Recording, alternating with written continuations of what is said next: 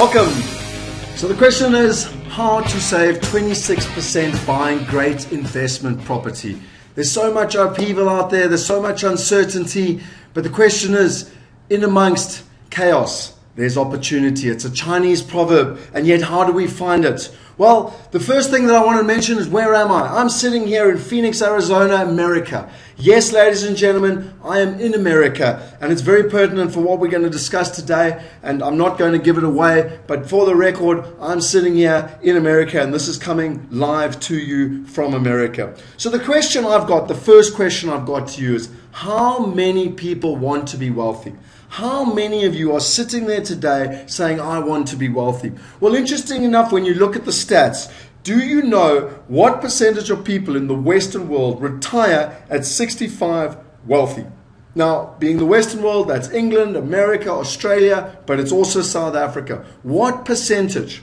Ladies and gentlemen, it's 1%. Only 1% of people retire rich or retire wealthy. And the definition of that is where your passive income is 3 times your expenses. As a matter of interest, 94% of people are either poor, dead, or reliant on the government. And that only leaves 5% of people that are supposedly financially independent. And what financially independent is that on the day you retire, if your pension is 75% of what your last take-home salary was, you're financially independent, which I personally, and I'm sorry to be rude, is a crock of shit. You just got 25% poorer. The second thing, what percentage of the world's wealth is held in property? So we've had all this upheaval. We've had the stock market boom and bust. We've had the property market boom and bust. We've had the GFC, etc., etc. But what percentage of the world's wealth is held in property? Ladies and gentlemen, it's 49%. 49% of the world's wealth is held in property. It is the longest sustainable vehicle that people use in terms of long-term wealth accumulation and preservation. And then lastly, there's lots of you sitting here watching this video thinking, but I am wealthy, Scott. I'm extremely wealthy. And I live in South Africa. And if I ask you, and if you're already wealthy, how do you manage the uncertainty? Because I did research about 2 years ago. And do you know that 90%, ladies and gentlemen, of people in Zimbabwe, Argentina, and Russia, both the middle and upper class, were directly impacted by currency fluctuations. And the only people who were not impacted directly, literally a personal attack on their finances, their life, and their future, were those people that had made a plan B, those people that had offshore investments, those people that had assets and income in first world countries and first world assets. Now, the question is, if you are wealthy already, do you want to be part of the 90% or do you want to be part of the 10%? If you're not wealthy, do you want to be investing in the right assets or the wrong assets? So what is happening in America at the moment? America is amazing. Look at this property here. $86,000 for a 4-bedroom American home, the American dream. It's got facilities, it's got tennis courts, it's in a lifestyle estate like a Danefern in terms of where you actually are. Purchase price $86,000. Ladies and gentlemen, that's 600,000 or 700,000 rand depending on the exchange rate. Your rent $1,350. That's a 19% yield. It was appraised in today's value at $115,000, and it was sold in 2006 at $200,000. But like in everything in life, there's good and there's bad. And unfortunately, right now, it's not all good. Because when I was here in April, these properties were costing between $65,000 and $75,000. When I was here in August, when I took this picture, these properties were costing between $85,000 and say $90,000. And unfortunately, ladies and gentlemen, I'm back here now, and these properties are now in and around $100,000. The market is turning so quickly, it is unbelievable, ladies and gentlemen. I was here in August, I went to the auctions, we reviewed 5,000 properties. We personally drove with our team and looked at 300 properties. I went to the steps of the auction in the courthouse with $2 million, and we bought 16 properties. We renovated those properties, and in 1 month, a hedge fund came along. Yes, ladies and gentlemen, a hedge fund from Wall Street came along with over $100 million and bought every single property off us that we had bought.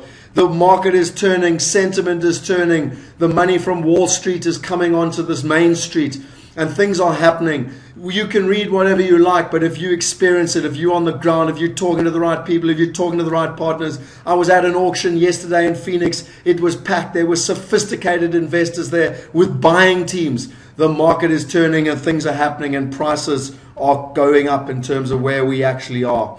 And then people sit and they say to me, the Rand, I'm here in America right now. We know that the Rand has just lost 10% due to Marikana and the strikes and everything else. But the question is, are you looking at the research? Are you reading the newspapers? Are you getting the sentiment? Or are you learning from the experts? I deal with a guy called James Painter from Dynamic Outcomes. He's been going since 2005. He uses science. He uses the fundamentals. He doesn't get caught up in emotion. And what he does, he's had an 81% accuracy since 2005. Now, any of you that have been following currency would understand that that's incredible. Because I always say, if I'm buying rands, sell them. And if I'm selling rands, buy them. Because in the short term, it's virtually impossible to know what's going on if you're a layman like me when it comes to currency.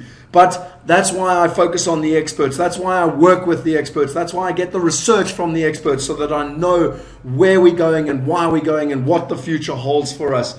And James and I have done a lot of work together, and we're going to do more work. Go on our emails, go on our websites. James has done a video on where the Rand is going and what he expects from the Rand. He's also got research, which I subscribe to and read regularly, and I wanted to take you through this research quickly, just in terms of the latest research, because I had a whole lot of South Africans get hold of me and say, oh, I'm not investing in America. The Rand has dropped by 10%. But I want to show you in terms of his research. And remember, this man has an 81% accuracy, which is damn sight, good in comparison with how the Rand goes up and down. He does a near-term forecast, literally the next couple of days. And this was, I pulled this research last Tuesday when I was coming to America with over R1 million of my own money, and I wanted to know if I was making the right decisions.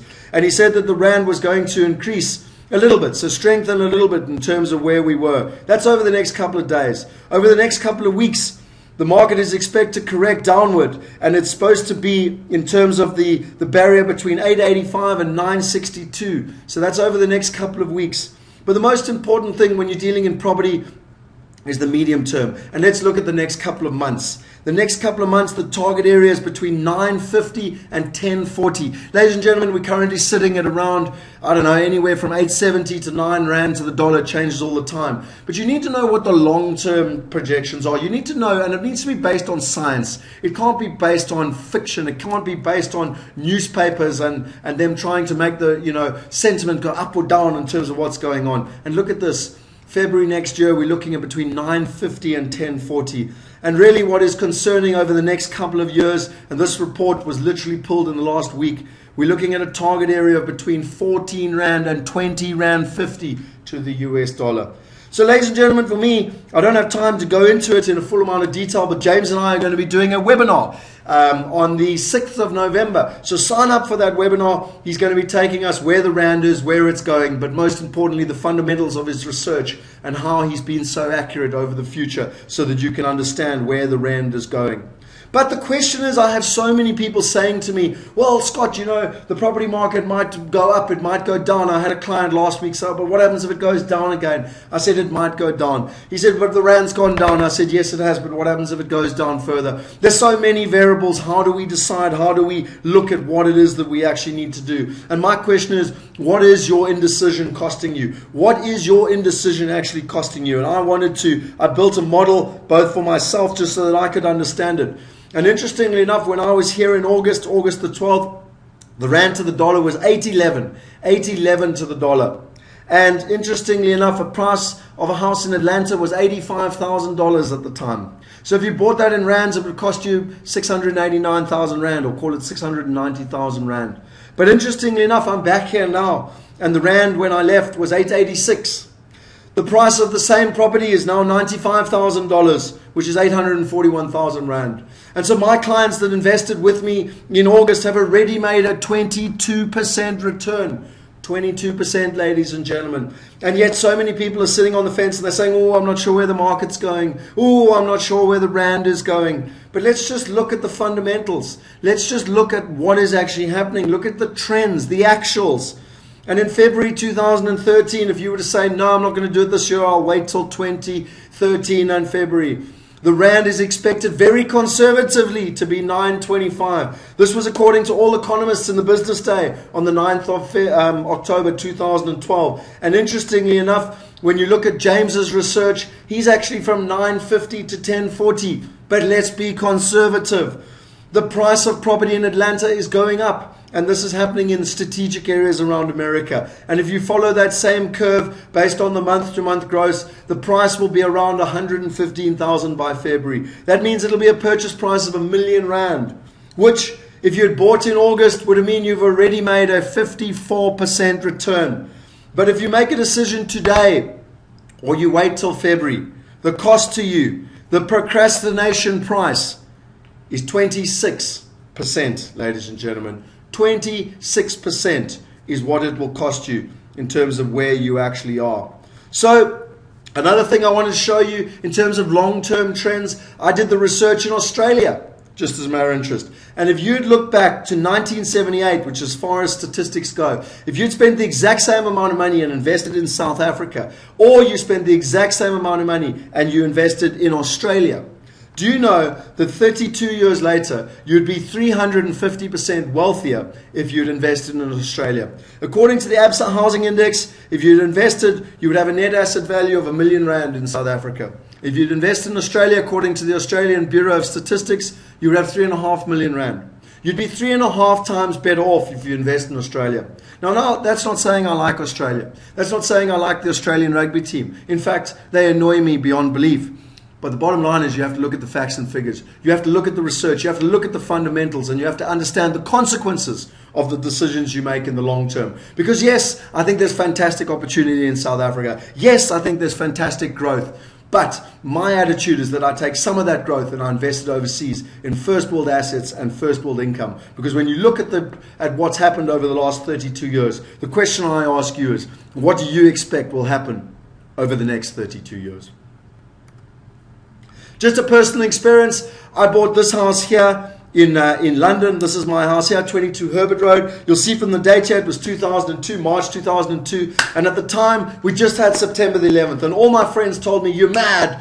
You know, England's going to go to war with Afghanistan. Oil prices are going to go up. Interest rates are going to go up. And you won't be able to afford your property. And I said, no. This property is on a beautiful park. It's a 5-minute walk from Wimbledon Station. It's a 3-bedroom home. And I know it doesn't look fantastic, but its location was fantastic. It was a 3-bedroom home that I could put a conservatory on and turn it into a 5-bedroom home. My mortgage with all my costs was about £1,500. And by the time I'd put on my 2 extra bedrooms, I could literally make it get a rent of about £2,500. So I had a £1,000 buffer. And my attitude was, I'm going to invest. You know, even if interest rates go up, we can still cover it. I didn't get caught up in the macro issues and all the sentiment and the press and what was happening. I looked at the fundamentals of the property and was this a good investment?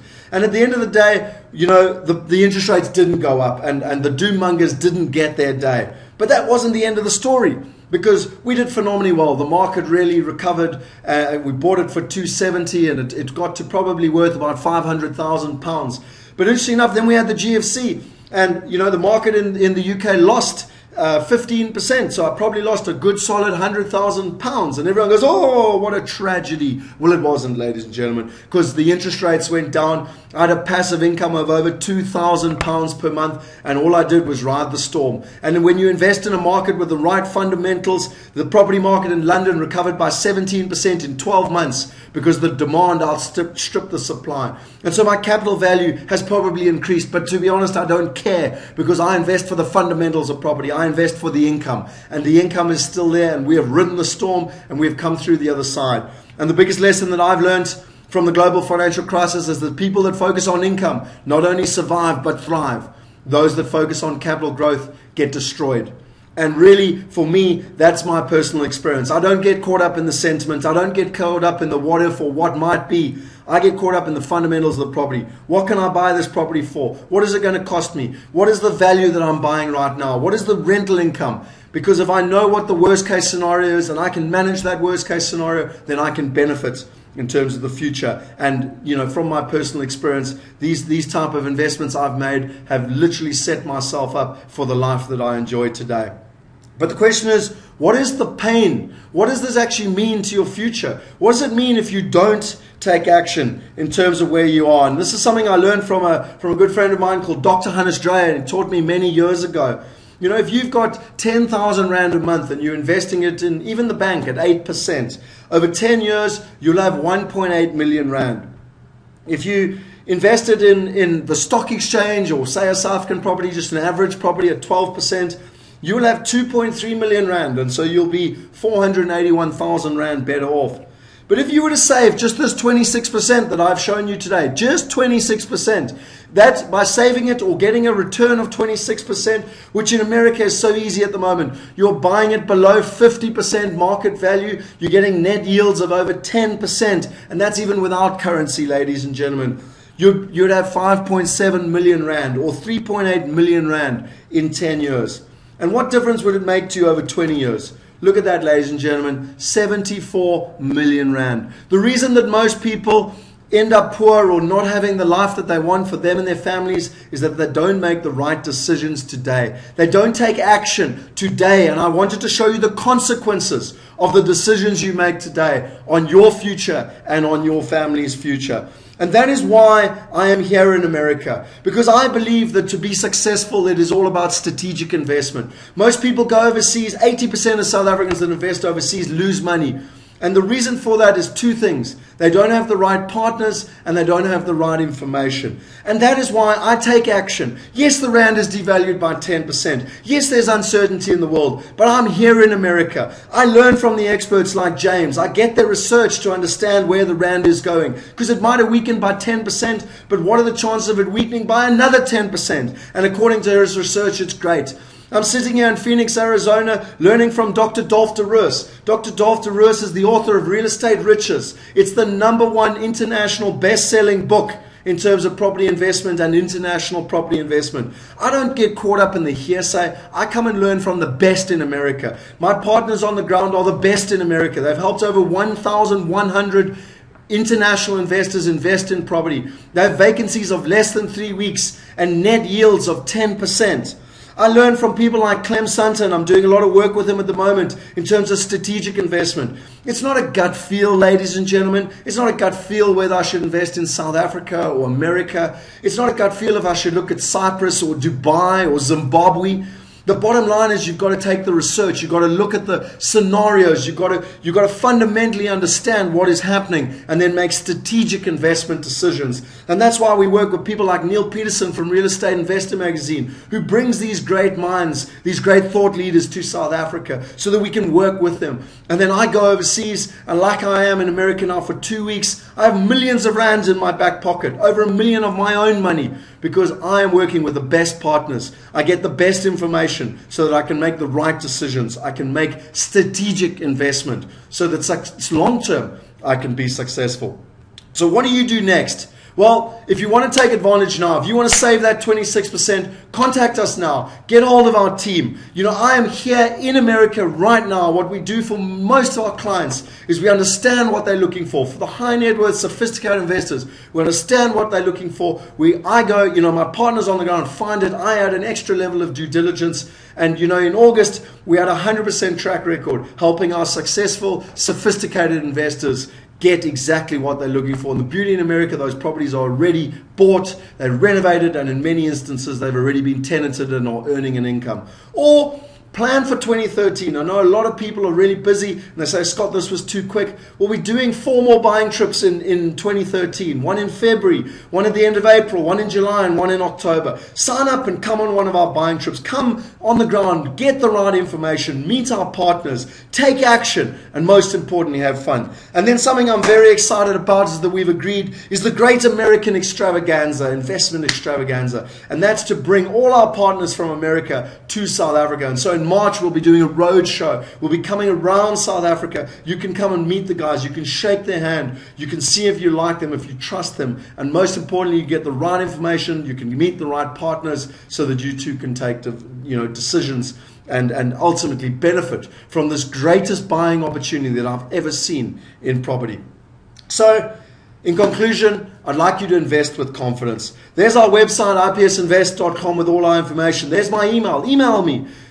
There's our telephone number. Go and get our app. Our blog has all our research. Twitter, you can follow us. YouTube has all the videos that I'm taking here in America right now. Facebook is where we're posting it to. Go and get my book on the 72 pages on everything you need to know about investing in America. Go and download all our investment reports on the different areas and why I personally am investing in them and what are the fundamentals of the market. But most importantly, ladies and gentlemen, if you want to invest with confidence, you have to have the right information so that you can make educated and informed decisions. And then once you have that information, you need to have the right partners on the ground so that they can help you take advantage of the opportunity. So that's all from me. I want to thank you very much. It's been an honor and a privilege. And remember, as Tony Robbins says, your destiny is determined by the decisions you make. Thank you very much. Live from America, having tremendous amount of fun, taking action. Cheers.